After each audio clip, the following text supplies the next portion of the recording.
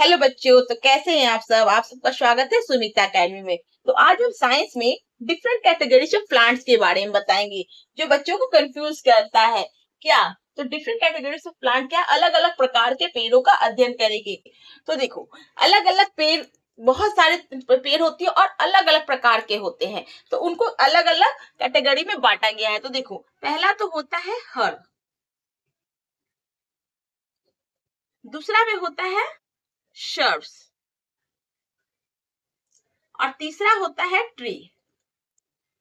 तो देखो, होता क्या है, ट्री में तो जो लोग समझ जाते हैं, बच्चे समझ जाते हैं कि ट्री का मतलब होता है मैंगो का ट्री हो गया, चाहे तो नीम का ट्री हो गया, या बनियन ट्री हो गया, जो भी है, या पीपल हो गया।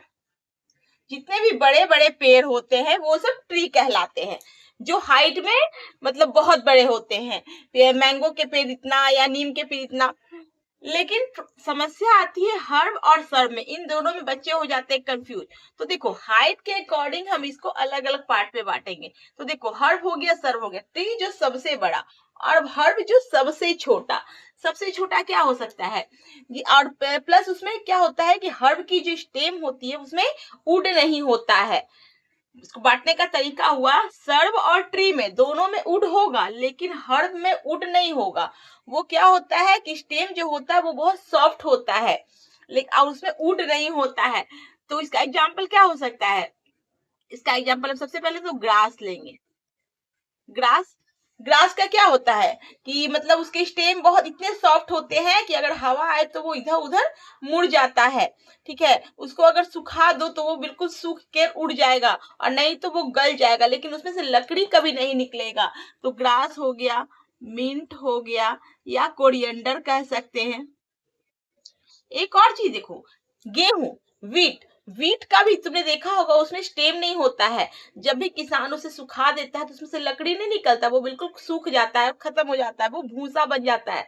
जो कहते हैं ना भूसा, उसमें से लकड़ी नहीं निकलती है, तो वो भी बहुत सॉफ्ट होता है उसके स्टेम। तो जो वीट हुआ वो भी हर्ब में ही आ जाता है, हर्ब में ही क्या आ जाता है, वीट आ जाता है। ठीक है, गेहूं। अब देखो, अब जो हर्ब से बड़ा हो और ट्री से छोटा हो, ध्यान देना, हर्ब से बड़ा हो यानी कि जो छोटे पौधे होते हैं, मिंट हो गए, ग्रास हो गए, कोरिएंडर हो गए, उनसे वो जो हाइट में बड़ा हो और ट्री से छोटा हो, वो हो गया शर्ब। ठीक है, अब इसका एग्जाम्पल क्या हो सकता है? एक तो आप ले लो गुलाब का फूल।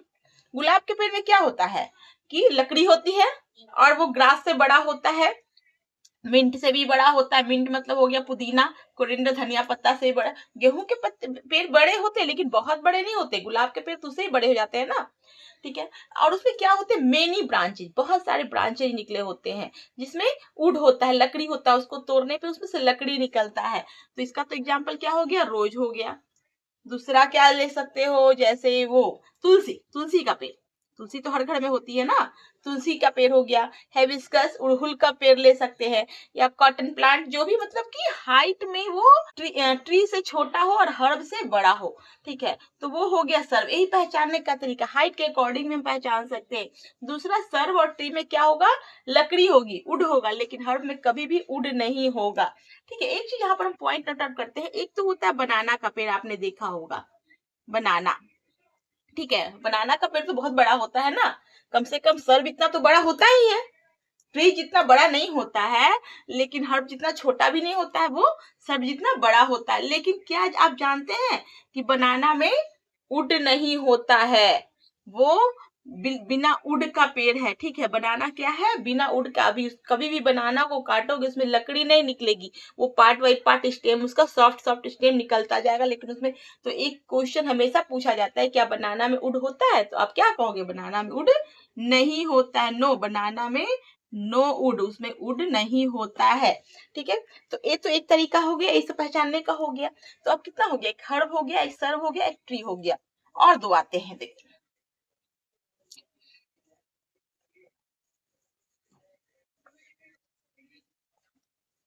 एक होता है क्रीपर, फोर में क्या हो गया, क्रीपर, और फाइव में हो गया क्लाइंबर। यानी कि क्या हुआ, देखिए, क्रीपर और क्लाइंबर, पहले तो क्लाइंबर, क्रीपर समझने के पहले क्लाइंबर समझो। क्लाइंबर उस पेड़ को कहते हैं जिसके स्टेम तो बहुत मजबूत होते हैं, लेकिन वो क्या होता है, बिना सपोर्ट के वो खड़ा नहीं हो सकते, और उसमें फल लगने के लिए, सब्जी लगने के लिए उसको खड़ा होना जरूरी है। वो जमीन में फैलेंगे तो वो ग्रो नहीं कर पाएंगे अच्छा से, तो उन्हें क्या करना, सपोर्ट की जरूरत पड़ती है। क्लाइंबर वाले जो ट्री होते हैं उन्हें बिना सपोर्ट के वो खड़े नहीं होते। जैसे कोई बूढ़ा आदमी हो जाता है ना, और वो बहुत बूढ़ा हो जाता है, उसे छड़ी की आवश्यकता होती है, वैसे ही क्लाइंबर ट्री को एक सपोर्ट की जरूरत है। चाहे तो आप इसे दीवार का सपोर्ट दे या किसी डंडे का सपोर्ट दे दो, तो इसे सपोर्ट की जरूरत पड़ती है।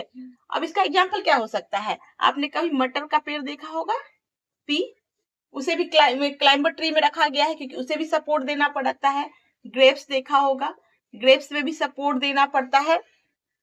फिर और भी बहुत सारे चीज है जिसमें सपोर्ट देना पड़ता है। और मनी प्लांट, हाँ, हर घर में मनी प्लांट तो जरूर होता है ना। मनी प्लांट के पेड़ को आपने देखा होगा कि धागे के रस्सी के सहायता से या डंडे के सहायता से आप ऊपर चढ़ाते हैं तो वो ऊपर चढ़ता जाता है, उसे बिना सपोर्ट के वो नीचे गिर जाता है। एक होता है क्रीपर। क्रीपर में क्या होता है, ये भी पतला ही होता है, इसके भी जो स्टेम होते हैं ना बहुत मजबूत होते हैं, और ये क्या करते हैं, ये जमीन पे ही फैल फैल कर ये अपना फल देते हैं। ठीक है, ये मतलब इसको सपोर्ट की जरूरत नहीं पड़ती है, ये जमीन पे फैल, ग्राउंड में ही फैल जाते हैं और फैल फैल कर अपना फल को दे देते हैं। इसका एग्जाम्पल क्या हो सकता है, इसका एग्जाम्पल गर्मियों के सीजन में खाए जाने वाला फल वाटरमेलन होगा, पंपकिन होगा, पंपकिन भी जमीन पे फैल के हो जाता है। तो इस तरह से डिफरेंट कैटेगरी ऑफ प्लांट को पहचानने का तरीका हो गया।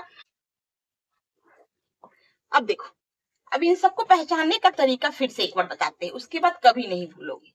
देखो, तो पहला इधर क्या रखे थे, एक तो हो गया हर्ब, दूसरा था शर्ब,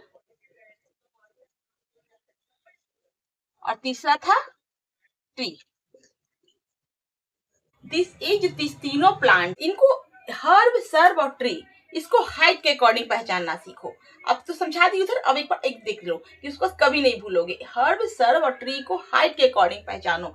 तो इनको क्या पहचानने का तरीका होगा, जो ट्री से बड़ा हो, ट्री से छोटा हो और हर्ब से बड़ा हो वो शर्ब हो गया।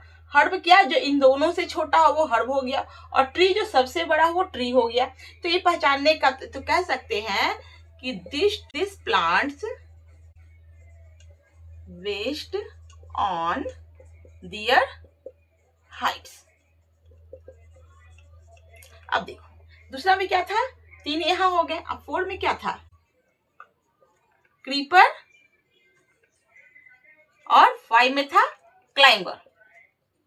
तो देखो बच्चों, अब क्रीपर और क्लाइंबर, हर्ब, सर्ब और ट्री हो तो हम हाइट के अकॉर्डिंग पहचानेंगे, लेकिन क्रीपर और क्लाइंबर हो तो इसे हम क्या चीज से पहचानेंगे, इन्हें स्टेम से पहचानेंगे।